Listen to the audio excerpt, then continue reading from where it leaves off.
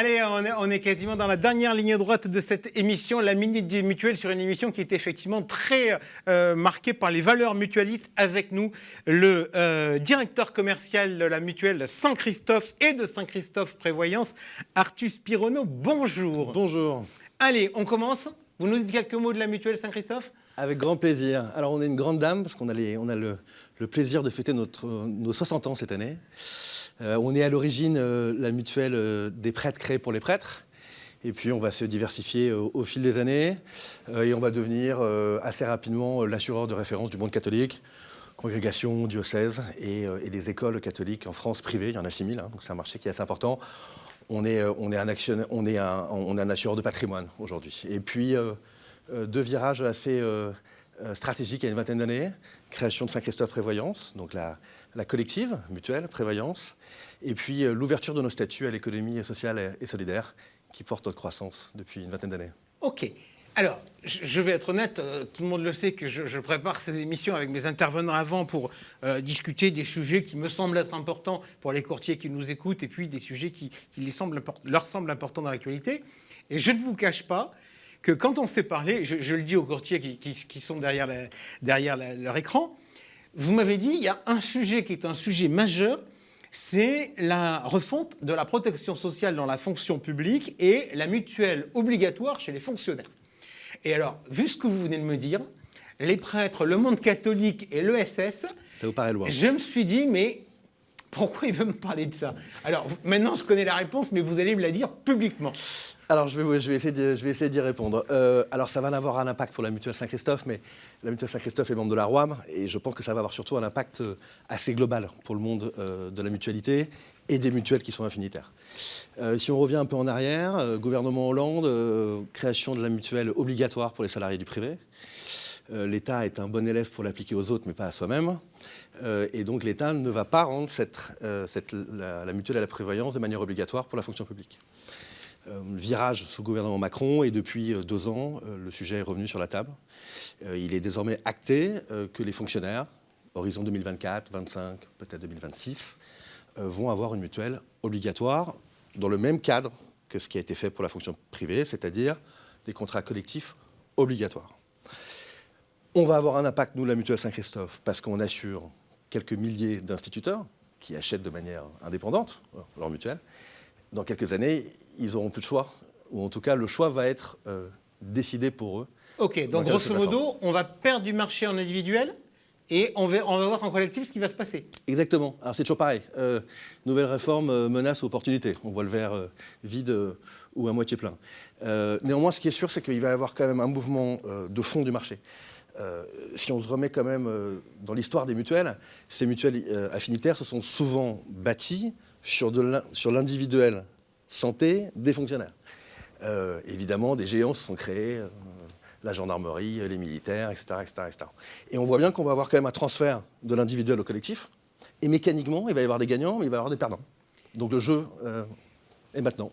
Et puisqu'on essaie de réfléchir justement aux enjeux dans cette émission, aux enjeux de place, quid du modèle affinitaire? Parce que l'affinitaire, c'est appartenir à une communauté, etc. On est dans un monde qui est de plus en plus individualiste et où on se dit, que si j'ai mon téléphone. Ouais. C'est tout le grand challenge des mutuelles affinitaires d'une manière large. Souvent en marketing, on parle de marque d'autorité ou marque de référence. Moi, je suis un fils de médecin. Mon père ne se posait pas la question du choix de son assureur. Il est MSCSF. Il y a 40 ans. Vous les citez, mais oui, je vous confirme.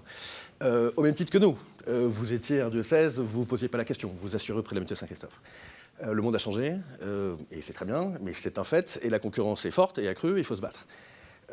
Moi, ce qui me paraît assez évident, c'est que, dans le fond, les gagnants, c'est ceux qui restent les spécialistes, les techniciens, et ceux qui répondent aux questionnements et aux besoins des sociétaires. L'enjeu, il est là.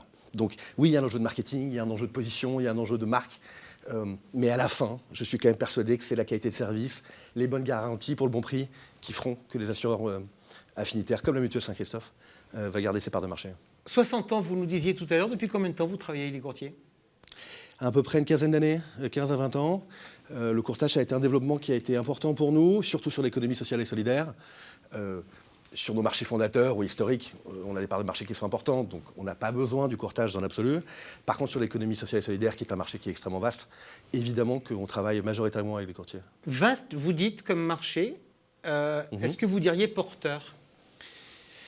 Alors porteur, oui, parce qu'il est en croissance. Il y a quand même une lame de fond, c'est qu'on voit bien que l'État se désengage financièrement auprès des associations.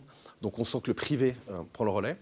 Donc il y a une croissance aujourd'hui de ce secteur qui pèse aux environs 10% du PIB. Bon, après, il faut retraiter ce chiffre parce que dans ces 10%, vous avez les mutuelles, comme nous, et vous avez aussi les banquiers mutualistes qui sont des géants.